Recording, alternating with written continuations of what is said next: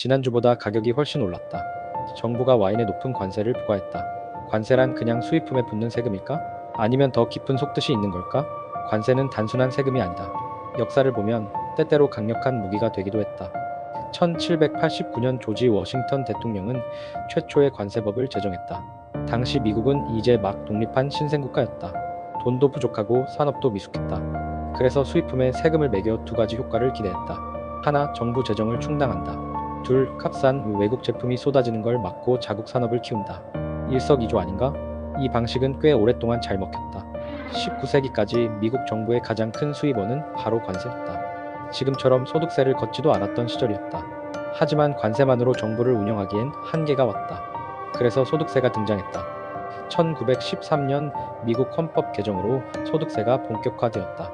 관세의 역할은 점점 전략적인 도구로 바뀌어간다. 관세는 단순한 세금이 아니라 경제 무기가 되었다. 보호무역의 핵심 수단이자 협상 카드다.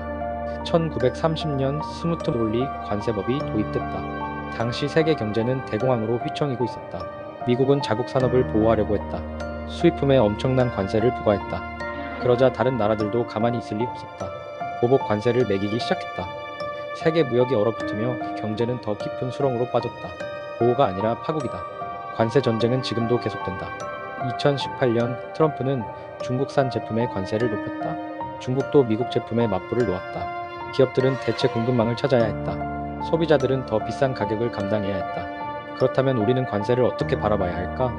과거에는 정부 수입을 늘리는 세금이었다. 이제 관세는 전략적인 무기가 되었다. 하지만 과연 이 무기는 언제나 우리에게 유리할까? 관세는 예상치 못한 역풍을 불러오기도 한다. 관세가 단순한 세금이 아니라 경제적 무기다. 여기서 끝이 아니다. 관세가 미치는 영향은 훨씬 더 깊고 복잡하다. 스마트폰을 산다고 해보자.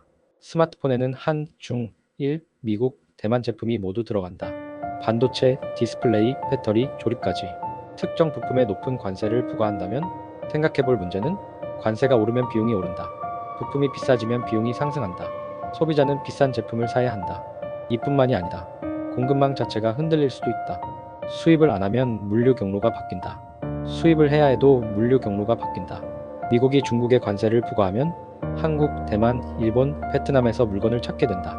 모든 기업이 동시에 같은 선택을 하면 과부하 걸린다. 생산은 지연된다. 물류비는 급등한다. 단기 이슈가 아니라 장기 전략이 필요하다. 공급망 다변화다. 여러 나라에 걸쳐 부품을 조달하는 것이다. 애플은 아이폰 조립 공장 일부를 인도로 옮겼다. 생산 공장을 본국으로 옮기는 것도 방법이다. 관세보다 국내 생산이 더 경제적이라면 모든 국가가 그렇게 할 수 있는 것 아니다. 제조 비용이 높은 우리나라는 쉽지 않은 선택이다. 기술 혁신은 꼭 필요하다. 효율적인 물류 시스템 도입할 수 있다. 인공지능을 활용해 수요 예측을 잘하면 된다.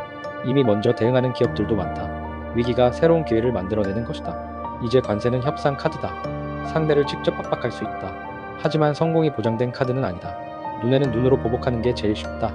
관세는 단순한 숫자가 아니다. 제품의 가격을 결정하고 기업의 전략을 바꾸고 국제무역 관계를 변화시킨다. 우리는 무엇을 선택해야 할까? 자유무역을 유지해야 할까? 보호무역을 지지해야 할까? 관세는 단순한 경제 정책이 아니다. 우리가 살아가는 세상의 방향을 바꿀 수 있다. 이제 조금 더 실감이 나지 않는가?